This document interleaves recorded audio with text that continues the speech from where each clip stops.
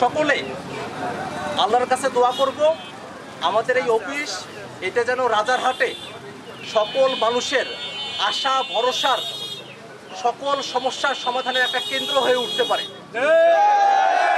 যাতে করে জাতীয় নাগরিক পার্টি সারা দেশে যে বিস্তারটা ঘটতেছে এই বিস্তারের ক্ষেত্রে এই অফিস রাজারহাটে গোটা বাংলাদেশের মধ্যে একটা এমন অফিস হয় যে অফিস থেকে এই উপজেলার এবং পার্শ্ববর্তী প্রত্যেকটা জায়গায় প্রত্যেকটা মানুষের কাছে এনসিপির বার্তা পৌঁছে যায়।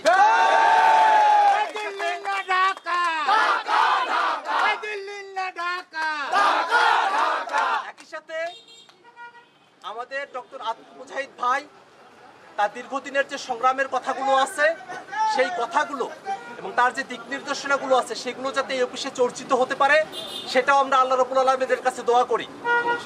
আমরা আর দেরি করব না, আমরা উদ্বোধন করে তারপরে আপনাদের সাথে কথাবার্তা বলি ইনশাআল্লাহ। হ্যাঁ।